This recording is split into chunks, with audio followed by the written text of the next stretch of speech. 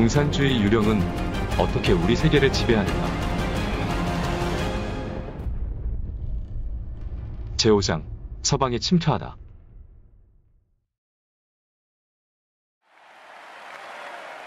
(2016년) 미국 대선은 우리가 최근 수십 년간 지켜본 선거 가운데 가장 극적인 선거였다. 비록 투표율은 58%로 그리 높지 않았지만 선거 과정에 우여곡절도 많았고 평범하지도 않았다. 공화당 후보가 이김으로써 떠들썩했던 선거전이 막을 내렸으나 이어서 또 다른 전쟁이 시작됐다. 언론이 새로운 대통령을 공격하기 시작했고 많은 도시에서 선거 결과에 항의하는 시위가 이어졌다.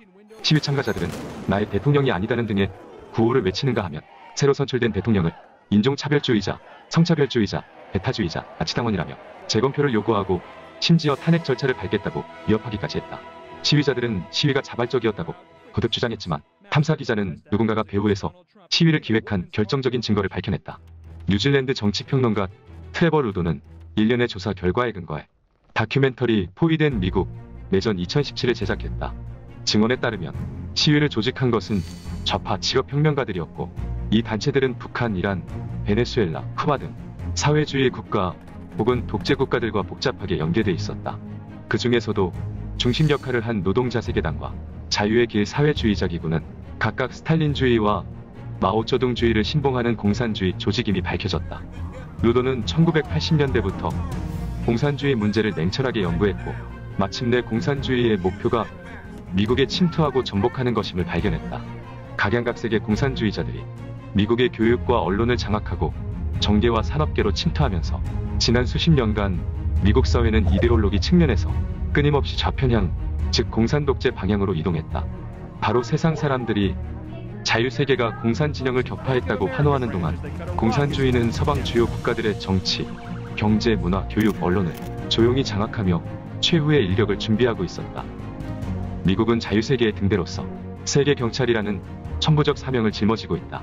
미국은 두 차례 세계대전에 참여해서 최후의 전쟁 국면을 반전시켰고 또한 반세기 가까이 지속된 냉전 속에서 다른 초강대국의 핵무기 위협을 막아냈으며 최종적으로는 세상 사람들의 기대를 저버리지 않고 소련과 동유럽의 사회주의 진영을 성공적으로 무너뜨렸다.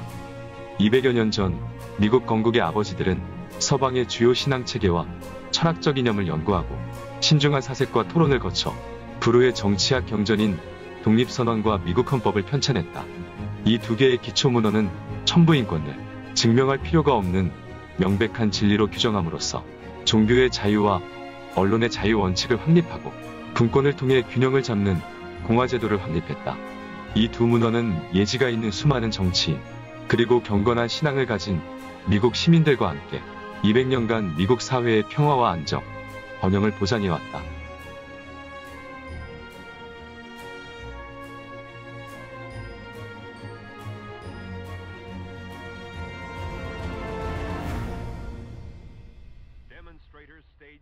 서방구를 장악하지 못한 공산주의 악령은 안심할 수가 없어 동서양을 동시에 아우르는 포석을 깔았다.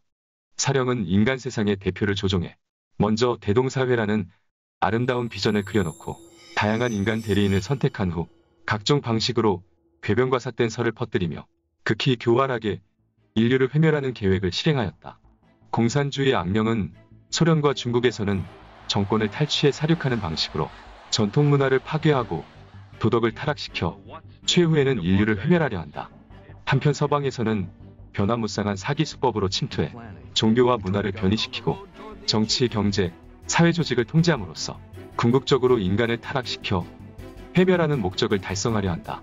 서방 국가에서는 공산당이 한동안 정권을 장악하지 못했기 때문에 공산주의 악령의 대리인들은 부득이 각양각색의 탈을 쓰고 각종 조직과 기구에 침투해 들어갔다. 공산주의를 추진하는 과정에서 적어도 네 갈래 방식으로 작용을 발휘했다. 첫째, 소련은 전복과 침투 방식을 사용했다. 소련 초기에 코민테른을 설립해 전 세계로 혁명을 수출하는 도구로 사용했다. 둘째, 각국 공산당은 소련 공산당과 코민테른의 명령에 따라 전복 활동을 적극적으로 준비하고 계획했다. 셋째, 서방의 많은 정부가 경제와 사회가 불안정한 시기에 급하면 지푸라기라도 잡는 심정으로 각종 변형사회주의 정책을 채택함으로써 서방 사회에서는 과거 수십 년간 끊임없이 좌편향 추세가 나타났다. 넷째, 각 나라에는 모두 공산당 동조자와 동정론자, 그리고 공산당에 이용당하는 대량의 유용한 바보들이 있는데, 이들은 공산주의 악령이 자유자재로 사용하는 도구로 전락했다. 그들이 공산당과 함께 서방 국가 내부에 재오열이 돼 전통 문화를 파괴하고 사회도덕을 타락시키고 공산 정권을 지원해 합법적인 정부를 전복하는 역할을 했다. 1. 폭력 공산주의와 비폭력 공산주의. 수많은 사람이 생각하는 공산당은 모두 폭력과 갈라놓을 수 없는데, 거기에는 이유가 있다. 사실상 공산당 선언에서 마르크스와 엥겔스가 부르짖은 것은 폭력이었다. 공산주의자들은 자신의 관점과 의도를 숨길 가치가 없다고 생각한다. 공산주의자들은 자신의 목적이 현존하는 모든 사회 질서를 폭력적으로 타도함으로써 이루어질 수 있다고 공공연히 선언한다. 공산당 선언이 발표된 후에 100여 년 동안 특히 러시아와 중국의 공산혁명이 모두 폭력을 주요 수단으로 삼았기 때문에 객관적으로 볼 때 세상 사람들은 공산주의의 또 다른 표현 형식인 비폭력 공산주의를 간과했다. 폭력혁명파의 마르크스주의는 레닌을 대표로 한다. 레닌은 두 방면에서 마르크스주의를 발전시켰다. 마르크스의 구상대로라면 공산주의 혁명은 경제가 발달한 자본주의 국가에서 먼저 폭발해야 하나, 레닌은 낙후한 러시아에서도 똑같이 사회주의를 건설할 수 있다고 생각했다. 레닌의 또 다른 공헌은 그의 창당학설이다. 레닌의 창당학설의 본질은 폭력 조직과 테러 조직을 마르크스의 정치경제학에 접목해 폭력과 기만에 의거한 공산주의 사기극을 실현하는 길을 설계해낸 것이다. 레닌은 계급의식과 혁명의 요구가 노동자 계급 내부에서 자연적으로 생길 수 없기에 반드시 외부에서 혁명 요구를 노동자 계급에 주입해야 한다고 생각했다. 그래서 직업혁명가들로 구성된 엄격한 기율을 가진 정당을 조직해야 했다. 이 정당이 바로 프롤레타리아 선봉대 공산당이다.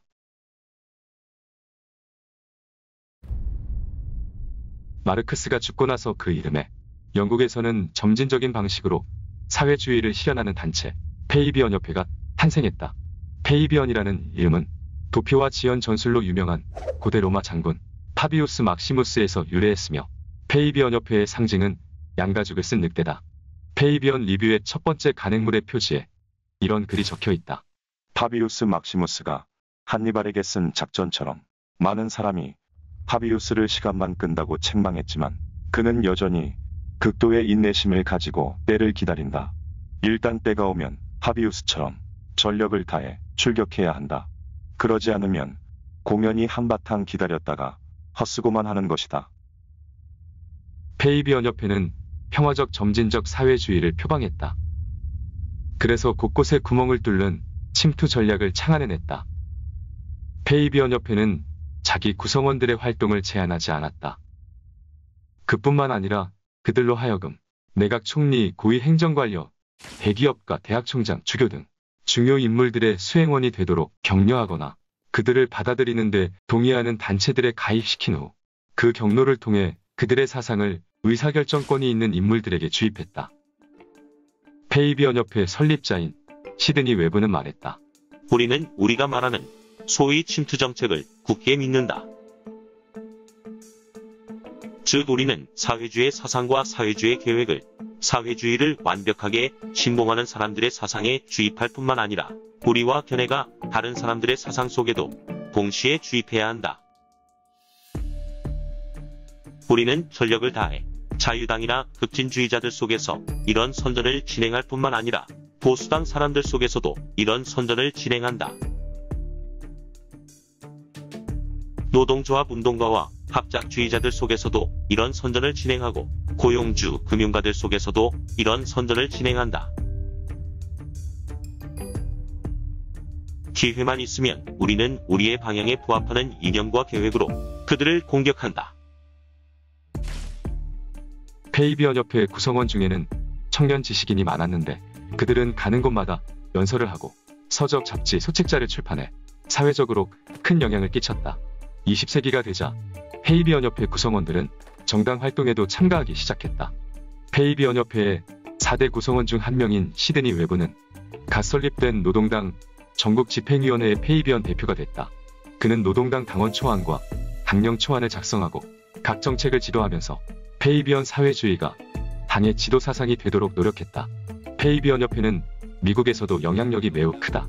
페이비언주의 단체뿐만 아니라 페이비언 사상은 유명 대학교의 문과대학에도 큰 영향을 미쳤다. 레닌의 폭력 공산주의든 페이비언 협회의 비폭력 공산주의든 배후에는 모두 공산주의 악령이 통제하고 있어 궁극적인 목적에는 아무런 차이점이 없다. 따라서 레닌식의 폭력 공산주의도 비폭력적인 수단을 배제하지 않는다. 공산주의 운동의 좌파유치병이란 책에서 레닌은 서구 공산당이 반동적인 노조와 협력을 거부하거나 부르주아 국가의 의회에 가입하지 않는 데 대해 신랄하게 비판했다. 레닌은 또 말했다. 정치가의 예술은 바로 어떤 조건 하에서 어느 시기에 프롤레타리아 선봉대가 성공적으로 정권을 획득할 수 있을지를 정확히 판단하고 정권 획득 과정과 정권 획득 이후에 노동자 계급과 비프롤레타리아 노동자 등 매우 광범위한 대중계층의 지지를 얻으며 또한 정권을 획득한 후 교육과 훈련을 통해 갈수록 많은 노동자 대중의 지지를 쟁취해 자신들의 통치를 공고히 하고 확대하는 데 있다. 그는 공산당은 반드시 자신의 진실한 의도를 숨겨야 하며 정권을 탈취하기 위해서는 어떠한 약속이나 타협도 할 수 있다고 거듭 강조했다. 바꾸어 말하면 목적을 달성하기 위해서는 수단과 방법을 가리지 않아도 된다는 것이다. 러시아 볼셰비키당과 중국 공산당의 정권 탈취 과정에서 그들은 확실히 폭력과 기만, 이 두 가지 수단을 여지없이 발휘했다. 사람들의 주목을 크게 받지 않는 비폭력 공산주의 유파도 사실은 폭력을 배척하지 않는다는 점을 사람들이 간과했다. 영국의 페이비언 협회의 대표 인물 중 한 사람인 극작가 버나드 쇼는 말했다. 나는 이미 명백하게 천명했다. 소득의 평균 없이는 사회주의도 없다. 사회주의 제도 하에서 빈곤은 금지된 것이다. 당신이 원하든 원치 않든 당신은 강제로 배불리 먹고 따뜻하게 입고 거주하고 교육을 받고 일자리를 배치받을 것이다. 만약 당신의 품행과 근면함이 이런 대우에 미치지 못한다고 판명되면 당신은 부드럽게 죽임을 당할 것이다. 위장에 능한 페이비언 협회는 말주변이 좋은 버나드 쇼를 선택해 비폭력 사회주의의 음흉한 목적을 온정이 넘치는 것처럼 포장하고 최후에 가서야 비로소 흉악한 몰골을 드러냈다. 서방 국가에서 공산주의 운동이 고조되던 시기, 공산당 분자와 그들의 각종 로비 조직, 그리고 선동에 현혹된 청년들이 교내가 다른 언론을 압박하기 위해 사람마다 무서워하는 공포 분위기를 조성하고 때리고 부수고 강탈하고 불지르고 암살하고 폭파하는 등의 폭력 수단을 서슴없이 사용했다. 이 코민텔은 첩보전, 음어전. 공산주의는 국가가 계급을 압박하는 도구이며 계급사회의 산물이라고 주장한다. 공산주의 사회는 계급을 없앴기에 당연히 더는 국가가 필요 없다고 한다. 따라서 마르크스와 엥겔스는 공산당 선언 마지막 부분에서 노동자 계급은 조국이 없다면서 만국의 프롤레타리아여 단결하라고 호소했다. 레닌이 이끄는 볼셰비키당은 러시아에서 세계 최초의 사회주의 국가를 건립한 후 코민테른을 신속하게 창립했다. 이들의 사명은 바로 혁명을 수출하는 것이었고 전 세계적으로 사회주의 혁명을 일으켜 각 나라의 합법적 정권을 무너뜨리고 전 세계의 프롤레타리아 독재 정권을 건립하는 것이었다. 1921년에 설립된 중국 공산당은 코민텔은 극동지부 소속이었다.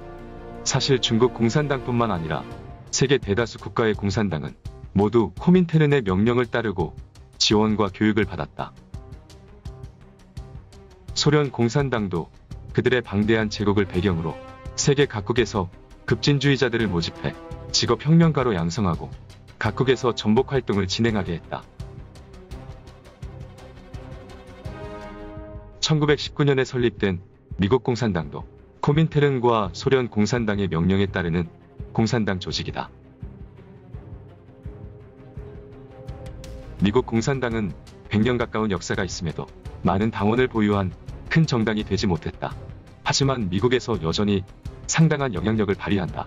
그들은 유연하고 변화무쌍한 수법으로 미국 사회의 급진단체, 급진주의자들과 결탁해 노동운동, 학생운동, 교회, 심지어 미국 정부에까지 침투했다.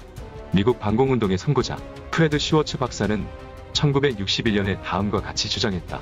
공산당원 수로 따져 그들의 영향력을 판단하는 것은 마치 구멍난 면적과 온전한 면적을 비교해 선체의 안전 여부를 확정하는 것과 같다. 구멍 하나면 선박 전체를 침몰시키기에 충분하다. 공산주의 이론은 바로 기율이 확립된 소수 사람이 나머지 사람을 통제하고 지휘하는 이론이다. 핵심적 위치에 있는 한 사람이 수천 명을 통제하고 조종할 수 있다. 제2차 세계대전 중에 미국 정부 내에 많은 소련 간첩이 있었다는 사실은 공공연한 비밀이다. 1954년 상원의원 조셉 메카시의 반공 노력이 묵살되고 좌파의 언론, 정계, 학계가 협력해 은폐함으로써 관련 증거는 줄곧 대중의 시야에 들어오지 않았다. 1990년대 중반 미국 정부는 2차 대전 종전 직전인 1940년대 미국 정보당국이 해독한 극비 코드 베노너 문서를 공개했다. 극비 코드에 따르면 미국 정부 내에서 소련을 위해 일한 공작원이 300여 명이나 있었던 것으로 드러났으며 그들 밑에 얼마나 많은 사람이 더 있었는지는 아직 알 수 없다. 일부 간첩은 루즈벨트 정부에서 고위직에 올라 민감한 극비 정보를 접할 수 있었고 일부는 직권을 이용해 미국의 정책 방향에 영향을 미칠 수 있었다. 그들 중에는 원자폭탄 기술과 기타 군사기술 기밀을 소련에 넘겼다가 정기의자 처형을 당한 로젠버그 부부, 재무부 차관보 해리 덱스터 화이트, 국무부 관료 엘저 히스 등이 있다. 베노나 프로젝트는 빙산의 일각만을 밝힌 것으로 도대체 얼마나 많은 미국 정부의 기밀 문서가 소련으로 유출됐는지는 아직도 알 수가 없다. 그러나 무엇보다 중요한 것은 일부 소련 간첩이 고위직에 포진해 미국 정부의 중요한 결정에 중대한 영향력을 행사했다는 점이다. 제2차 세계대전 종전 직전에 열린 얄타 회담에서 루즈벨트 대통령의 고문 엘저 히스는 전후 영토 처리 문제, 포로 교환 문제, 유엔 원장 제정 문제 등 중대 사안 결정 과정에서 결정적인 역할을 했다. 해리 덱스터 화이트는 재무부 장관이 가장 신뢰한 조력자 중 한 명으로 중요 정책 결정에 많이 참여했고 그레트 우즈 체제의 주요 설계자 중 한 사람이자 국제통화기금과 세계은행의 창설자 가운데 한 사람이기도 하다.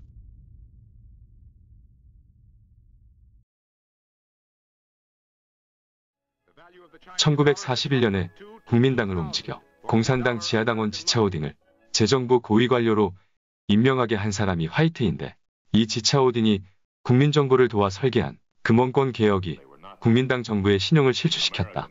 역사학자들은 소련 간첩과 친공분자들의 영향으로 미국이 1940년대 후반에 국공내전에서 국민당에 대한 군사 원조를 중단했고 그것이 국민당이 중국 대륙을 잃게 된 주요한 원인 중에 하나라 믿고 있다. 스탠턴 에반스 등의 학자들은 정책에 영향을 미치는 것이야말로 소련 간첩이 발휘하는 가장 중요한 역할이라고 강조했다. 한때 미국 공산당과 소련 간첩망에 소속돼 있다가 이후에 바른 길로 돌아와 다른 간첩들을 지목한 휘테커 체인버스는 말했다. 적대국의 대리인이 차지하는 위치는 문서를 훔칠 수 있을 뿐만 아니라 자국의 외교 정책에 영향력을 행사해 자국의 제1주적에 유리하게 할 수도 있다.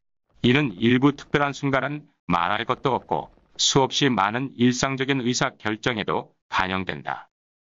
1970년에 자유를 찾아 미국에 망명한 전직 소련 KGB 요원 유리 베즈메노프는 그의 저서와 연설을 통해 비밀리에 서방을 정복하는 소련의 수법을 폭로했다. 베즈메노프는 제임스 본드의 007 같은 첩보 영화의 영향을 받은 많은 서양인이 소련의 정복 수법 역시 간첩을 통해 정보를 빼내고 교량을 폭파하는 등일 것으로 생각하는데 사실은 전혀 다르다고 했다. 베즈메노프는 KGB는 전체 인력과 물자 중 10에서 15%만 전통적인 첩보전에 투입하고 대량의 인력과 물자는 이데올로기 침투와 전복 활동에 사용한다면서 전복 전략의 과정, 영역 수단 등을 상세하게 설명했다. 통상적으로 전복은 4개 단계로 나뉘는데 첫 번째 단계는 적대국의 문화적 퇴폐와 사기 저하를 조성한다. 두 번째 단계는 국가와 사회 불안을 조성한다.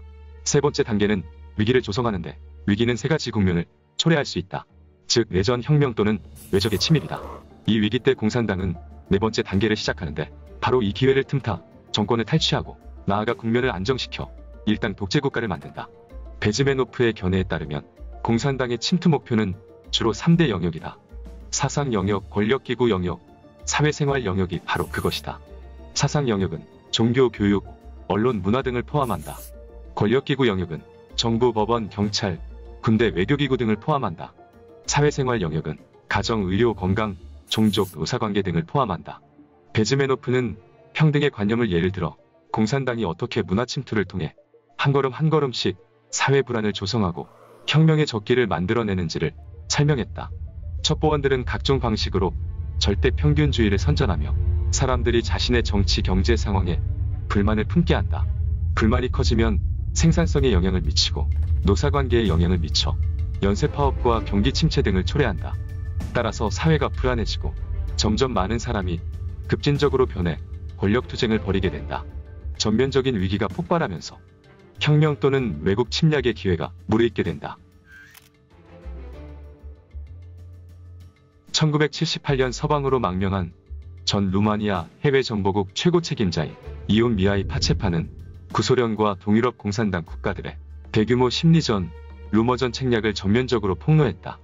파체파는 루머전의 목적은 대중이 문제를 들여다보는 기본적인 틀을 바꾸는 것이라고 강조했다. 그에 따르면 심리적으로 개조되면 진실을 직면해도 이해할 수 없고 받아들일 수 없어 유용한 바보가 돼버린다. 베즈메노프는 이데올로기를 전복하는 첫 번째 단계를 일반적으로 한 세대가 교육을 받는 기간인 15년에서 20년이라고 했으며 두 번째 단계는 2년에서 5년, 세 번째 단계는 3개월에서 6개월만 있으면 된다고 했다. 1984년 그는 연설에서 첫 단계는 이미 완성됐고 그 효과가 소련 당국의 상상을 훨씬 뛰어넘을 정도로 좋았다고 했다. 구소련의 수많은 간첩 및 정보 요원의 자술과 냉전 후에 해독한 기밀문서에 따르면 구소련의 침투는 1960년 서방의 반문화운동 배후의 중요한 추진력이었다. 미국 상원의원 조셉 메카시는 1950년부터 미국 정부와 사회에 대한 공산당의 침투를 폭로하기 시작했으나 1954년 상원에서 규탄 결의를 채택하는 데 그쳤을 뿐 미국 정부 내에서 공산주의를 청산하려던 노력은 중도에서 폐기됐다. 이는 미국이 더 빨리 내리막길을 걷게 된 관건적인 원인이다. 공산주의 이데올로기 침투와 메카시즘 등 일련의 문제는 소련이 해체되고 냉전이 종식된 이후에도 현실적 의의를 결코 잃지 않았다. 메카시는 수년간 좌파 정치인들과 언론에 의해 악마화됐으며 메카시즘은 정치적 박해의 대명사가 됐다. 이는 좌파가 이미 이데올로기의 주도권을 확실하게 장악했음을 보여주는 대목이다. 미국의 한 보수파 정치평론가는 메카시 등 반공산주의 영웅들이 미국에서 억압당하고 부정적으로 묘사된 역사를 돌이켜본 후 말했다. 좌파의 반미는 그들의 전체 세계관의 유기적인 구성 요소다. 자유주의자는 간통한 자, 낙태권을 선동하는 자, 범죄자와 공산주의자를 위해 권리를 쟁취한다. 그들은 본능적으로 무정부 상태를 지지하고 문명을 반대한다. 자유주의자의 입장에서 피할 수 없는 것은 바로 배신이다. 공산주의 유령은 어떻게 우리 세계를 지배하는가? 제5장 서방에 침투하다.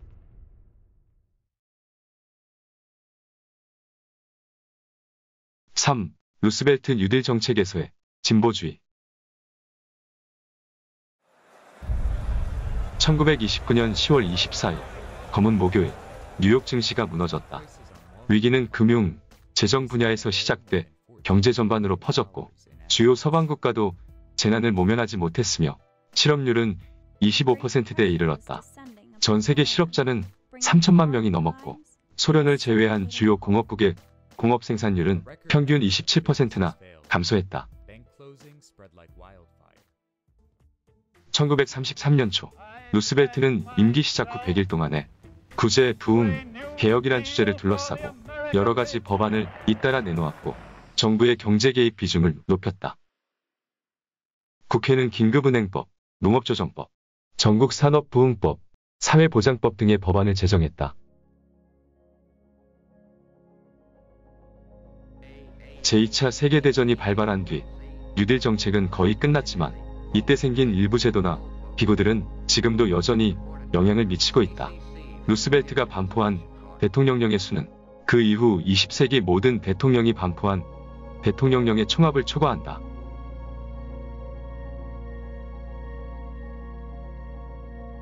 그러나 30년대 말까지 미국의 실업률은 두 자릿수 이하로 떨어지지 않았다. 루스벨트의 뉴딜 정책 이후 미국 정부는 고세율 대정부 개입주의의 길을 걷기 시작했다. 보수파 사상가 디네시 디수자는 그의 신작 거대한 거짓말 중에서 국가재건법은 루즈벨트의 중요한 정책 중의 하나이자 뉴딜 정책의 중심이다. 이 법안은 기본적으로 미국의 자유시장 제도에 경종을 울린 것이다 라고 했다.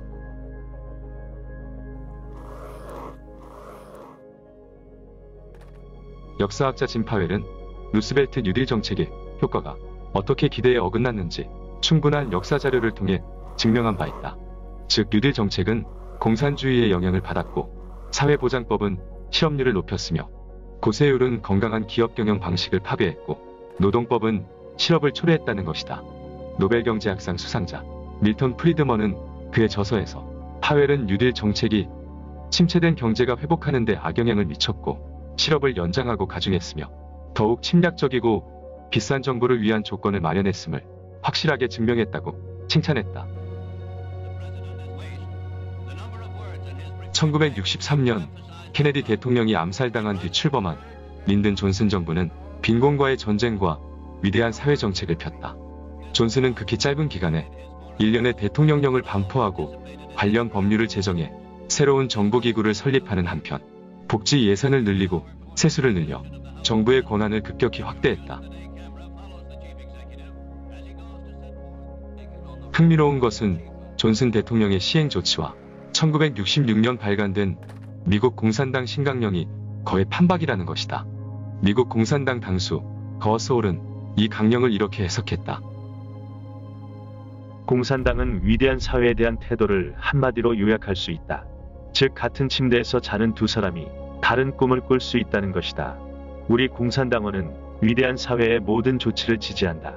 왜냐하면 우리의 꿈은 사회주의이기 때문이다. 홀이 말한 같은 침대는 위대한 사회 정책을 가리킨다. 비록 똑같이 위대한 사회 조치를 지지하지만 존슨 정부의 초심은 민주주의 제도화에서의 개량이고 미국 공산당은 미국을 한 걸음 한 걸음 사회주의로 끌어들이는 것이었다. 위대한 사회와 빈곤과의 전쟁, 이 두 가지 정책은 가장 엄중한 세 가지 결과를 낳았다. 국민의 복지 의존도가 높아졌고 일하기를 거부하는 청장년이 많아졌으며 가정 해체를 가속화했다. 복지 정책은 한부모 가정을 돌보기 때문에 실상은 이혼과 혼전 혼외 자식을 장려하는 것이다.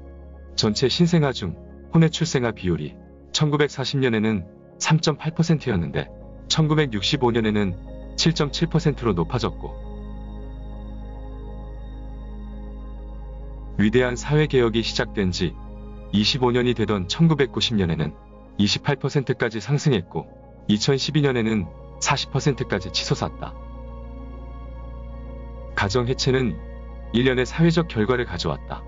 예를 들어 정부의 재정 부담이 크게 늘어나고 범죄율이 급상승하고 가정교육이 쇠퇴하고 대가족은 가난에서 벗어날 수 없고 불로소득을 바라는 사상이 뿌리 깊게 내려 자발적 실업자 무리가 형성된 것 등이다. 스코틀랜드 역사학자 알렉산더 프레이저 티틀러는 말한 바 있다. 민주제도는 장기간 지속되는 정치제도가 될 수 없다. 언젠가 국민들은 국고로 혜택을 주는 후보를 투표로 뽑을 수 있음을 알게 될 것이며 그때가 되면 민주주의 제도는 종식된다. 다수의 유권자는 공공재정으로 자신에게 이익을 가장 많이 준다고 공약하는 후보에게 투표할 것인데 이렇게 되면 민주주의 제도는 느슨한 재정 정책으로 인해 붕괴되고 궁극적으로는 복지에 의해 대체된다. 검소하다가 사치하기는 쉬워도 사치하다가 검소하기는 어렵다는 말이 있듯이 대중이 복지에 의존하는 습성이 형성된 후에 정부가 복지를 다시 줄인다는 것은 하늘에 오르기보다 더 어렵다. 복지국가는 서양국가의 정치적 고질병이 됐고 수많은 정치인과 학자를 속수무책으로 만들었다.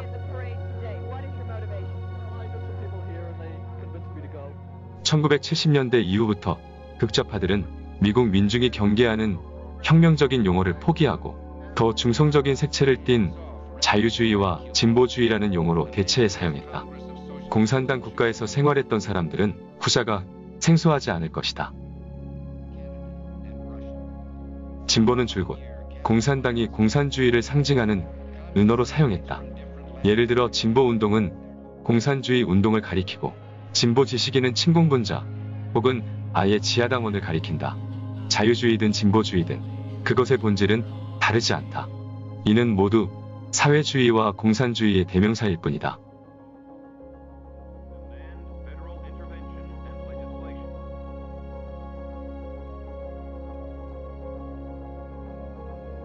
우리는 그 어느 정계 요인이나 개인을 책망할 생각이 없다.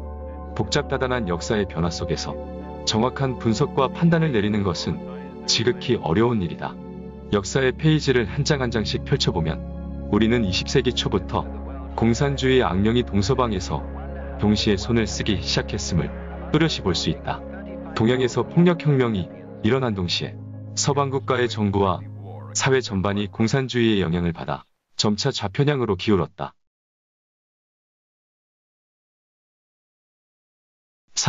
서방의 문화대혁명 1960년대는 현대사의 분수령이었다. 사상 전례 없는 반문화운동이 동방에서부터 서방에 이르기까지 전 세계를 휩쓸었다. 중국 공산당이 주도한 중국의 문화대혁명과는 달리 서방 각국의 반문화운동은 겉으로는 다중심운동 또는 구심점이 없는 운동이었다. 1960년대부터 70년대까지 10여 년간 이 대규모 운동에 참여했던 사람들은 서로 다른 동기와 요구를 가지고 있는 듯했다. 그 중에는 미국의 베트남 전쟁을 반대하는 사람, 유색인종의 권리를 쟁취하려는 사람, 부권을 반대하고 여권을 쟁취하려는 사람, 동성애자들의 권리를 쟁취하려는 사람 등이 있었다. 그 속에는 전통문화를 반대하고 권위를 반대하고 개성을 해방하고 향락주의를 추구하고 마약과 로큰롤 음악을 추구하는 자들도 뒤섞여 사람들의 눈을 현혹했다. 서방의 문화대혁명의 목적은 정통 기독교 문명과 서방의 전통 문화를 무너뜨리는 것이다. 이처럼 난잡하고 무질서해 보이는 글로벌 문화 현상은 공산주의에서 비롯됐다. 마르크스, 마르쿠제, 마오쩌둥 등 이른바 3M은 반란을 일으키는 청년들이 숭배하는 우상이었다. 헤르베르트 마르쿠제는 프랑크푸르트 학파의 중요 구성원이었다. 프랑크푸르트 학파는 독일 프랑크푸르트 대학 사회연구소를 핵심으로 하는 마르크스주의 파다. 1923년 이 연구소 설립 초기에 마르크스주의 연구소라는 이름을 고려했으나 사람들의 이목을 가리기 위해 중성적인 사회연구소로 명명했다. 프랑크푸르트 학파의 창시자 중 한 명인 헝가리 마르크스주의자 루카치 죄르지는 누가 우리를 서방 문명에서 구원해낼 수 있는가라고 질문한 바 있다. 마르쿠제는 이 말을 다음과 같이 한 걸음 더 발전시켰다.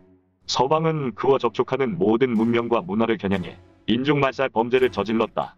미국과 서구 문명은 세계에서 가장 큰 인종차별주의, 성차별주의, 해척주의, 한유대주의, 파시즘, 나르시시즘의 집결지다. 미국 사회는 억압적이고 사악하므로 충성을 다할 가치가 없다. 이로써 프랑크푸르트 학파가 서양의 전통문화를 주적으로 삼고서 문화 파괴를 통해 이데올로기의 주도권과 정치적 리더십을 탈취하려 했음을 분명히 알 수 있다. 1935년 프랑크푸르트 학파는 미국으로 옮겨 뉴욕 컬럼비아 대학 내에 간판을 걸었다. 프랑크푸르트 학파는 미국 본토의 좌파 지식인과 함께 마르크스주의와 그 변종들을 전파해 이후 미국 청소년 몇 세대를 망가뜨렸다. 마르크스주의와 프로이트의 범성 욕설을 받아들여 성에 대한 문명의 억압을 풀어줄 것을 주장한 마르쿠제는 성해방 트렌드를 추진한 주요 인사 중 한 명이다.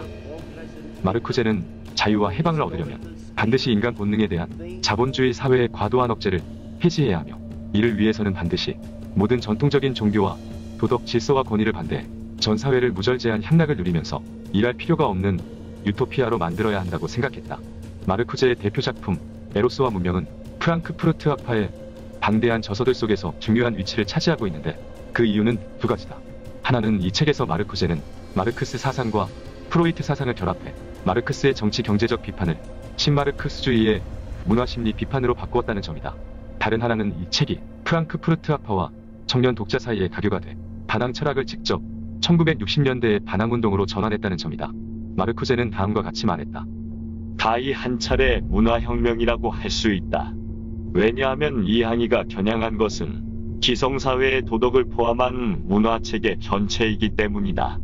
한 가지 분명한 것은 전통적인 혁명 이념과 혁명 전략은 이미 종결됐다는 점이다. 이런 관념은 너무나 진부하다.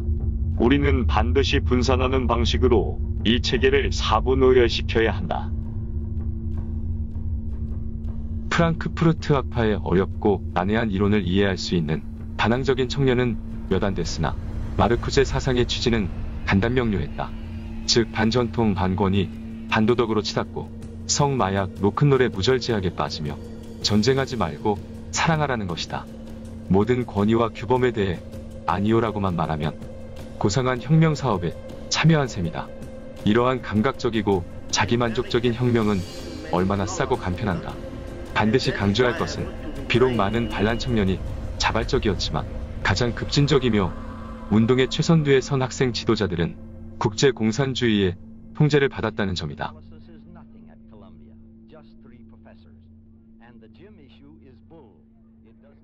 그 중에는 쿠바에서 훈련을 받은 민주사회학생회의 학생 지도자가 포함된다.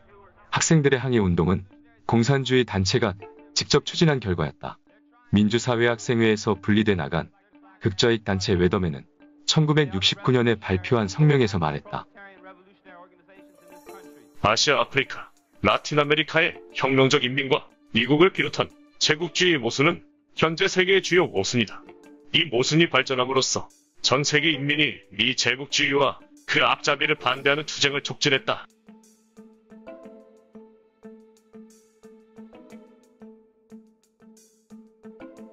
이는 그 당시 중국 공산당의 인자 린벼우가 인민전쟁 승리 만세에서 한 말이다.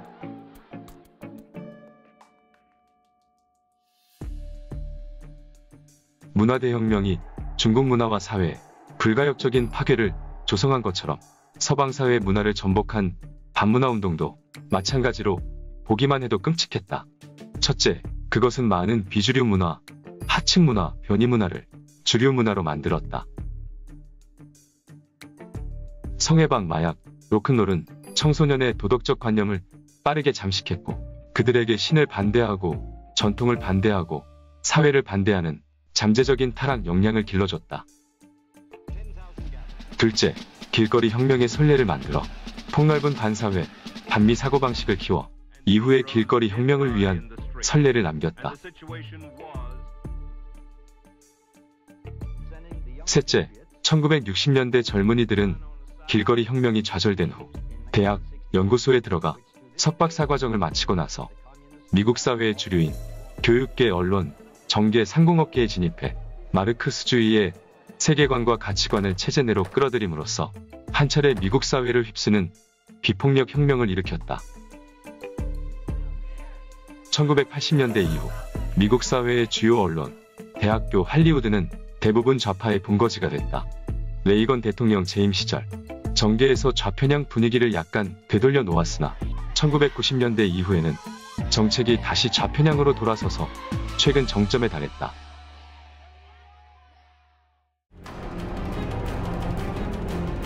공산주의 유령은 어떻게 우리 세계를 지배하는가? 제5장, 서방에 침투하다. 5. 반전 평화운동과 민권운동. 조지 오웰의 소설 1984에서 대한국에는 중요 정보부처인 평화성이 있다. 평화성의 역할은 전쟁을 일으키는 것이다. 얼핏 보기에는 해학적인 명칭을 달아준 것처럼 보이지만 사실은 깊은 뜻이 있다. 실력이 남보다 못할 때 가장 좋은 방책은 평화를 사랑한다고 선언하는 것이고 전쟁을 일으키고 싶을 때 가장 좋은 은폐 수법은 평화와 화해를 상징하는 올리브 나뭇가지를 높이 쳐드는 것이다. 소련과 여타 공산국가들이 이 책략을 아주 능숙하게 사용했을 뿐만 아니라 국제공산주의는 오늘날까지도 이 깃발을 자주 내걸어 서방에 침투하고 자유세계의 대중을 마비시키고 있다. 당시 제2차 세계대전이 막 끝났고 미국은 원자폭탄을 성공적으로 연구 제작한 유일한 나라였다. 세계평화평의회는 1948년에 설립됐다. WPC의 첫 사무총장 졸리오 피리는 프랑스 물리학자이자 프랑스 공산당 당원이었다. 소련은 세계평화를 전쟁 압력을 완화하는 도광양의 수단으로 대대적으로 보급했다. WPC는 소련 공산당 산하의 소비에트 평화위원회에서 직접 통제했으며 전 세계적으로 소련은 평화를 사랑하는 국가라고 허풍을 떨었고 미국을 세계 제1의 전쟁광이자 평화의 적이라고 불렀다. 소련의 고위 관료이자 이데올로기 지도자였던 미하일 수슬로프는 평화를 위한 투쟁이라는 구호를 퍼뜨려 소련 정치 수사학에 틀어 만들었다. 현재 반전운동은 광대한 범위의 대중들로 하여금 평화를 수호하게 해주는 동시에 반대자들이 인류를 또 다른 대학살의 나락으로 밀어버리는 것을 막아주는 의지와 준비성을 증명해주고 있다. 수슬로프는 또 1950년에 한 선전 논문에서 다음과 같이 썼다. 지금 우리가 당면한 임무는 이러한 대중들의 의지를 적극적이고 구체적인 행동으로 바꿔 영국계 미국인들이 전쟁을 선동하려는 계획과 수단을 망쳐놔야 한다는 것이다.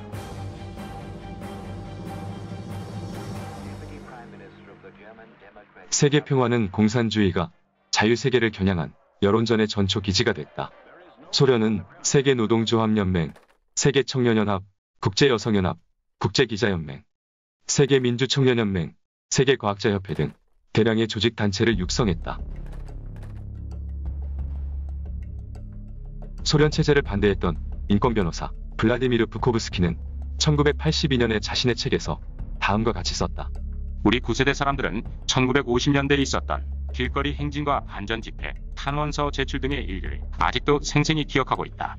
이 모든 조직 활동들은 모스크바에서 기획하고 실시하고 자금을 댔는데 이른바 평화기금과 소련의 지배하에 있던 세계평화평의회가 주도했다.